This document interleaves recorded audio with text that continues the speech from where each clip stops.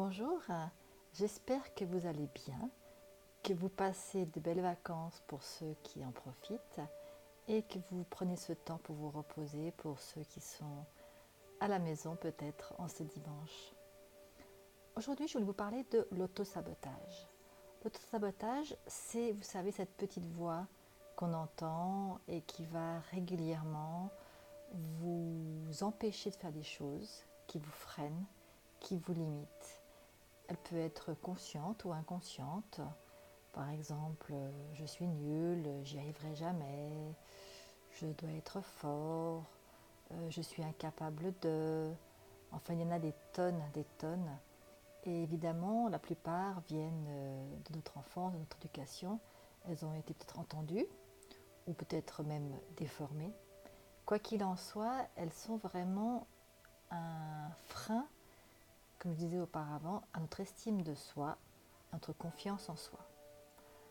Alors, comment faire pour pouvoir évidemment s'en libérer et peut-être regagner un peu de confiance et d'estime de soi? La première chose est déjà de prendre conscience de vos croyances limitantes. À chaque fois que vous avez une sorte de pensée négative, dont je les ai citées plus haut, mais vous avez probablement les vôtres également, les noter. Les noter et vous dire, ben voilà, qu'est-ce que ça m'amène, quelle est l'intention derrière, pourquoi cette croyance limitante est importante ou a été importante jusqu'à présent, et est-ce qu'aujourd'hui j'en ai encore besoin? Est-ce que le fait de je suis incapable de, dans ma vie d'aujourd'hui, d'homme ou de femme, va me servir pour atteindre mes objectifs, ou plutôt va me permettre de ne pas oser, de ne pas m'engager dans un projet, dans une relation, dans quoi que ce soit, afin de ne pas entreprendre, pour de toute façon, je suis incapable de, pardon, donc quel est l'avantage à y aller? Eh bien l'avantage peut-être, c'est justement de ne pas oser, de ne pas être acteur ou actrice de votre vie, mais de subir. Et en tant que, on va dire, victime, entre parenthèses, eh bien vous n'avez pas à prendre de décision. Vous mettez vos peurs sous le couvert d'une croyance limitante, qui de toute façon est là depuis des années, qui est pour vous peut-être même une vraie croyance. Et donc je vous invite à vraiment être ouverte au changement ou ouvert au changement pour pouvoir mettre ces croyances d'une façon beaucoup plus positive et de changer par exemple je ne suis pas capable de en j'ai tous les talents et le potentiel de.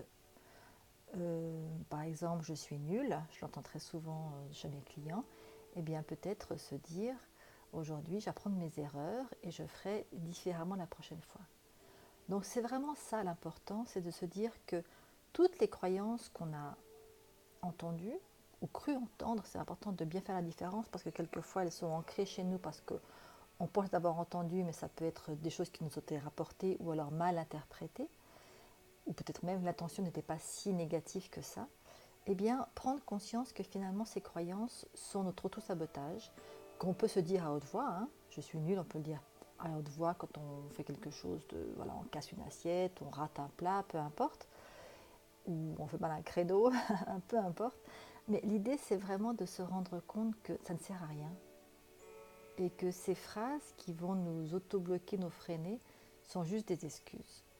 Donc à présent, je vous invite à noter les vôtres. Donc notez régulièrement quand vous avez une pensée comme ça limitante, comment vous pouvez la modifier en croyance positive. Et même si quelqu'un, donc quelqu'un de toxique, vous répète régulièrement des choses comme ça, qui sont finalement leur vision de vous et ça leur appartient, eh bien vous pouvez vous exprimer et dire écoute, lorsque tu dis que je suis nulle, qu'est-ce que tu veux dire par là? Et en sachant très bien que vous, c'est à vous de changer et d'exprimer les choses pour pouvoir vivre plus sereinement et oser votre vie.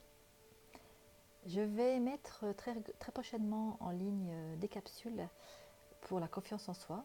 Donc je vous invite à me suivre régulièrement sur ma chaîne ici ou sur ma page Facebook. Je vous embrasse et je vous dis à bientôt. Au revoir.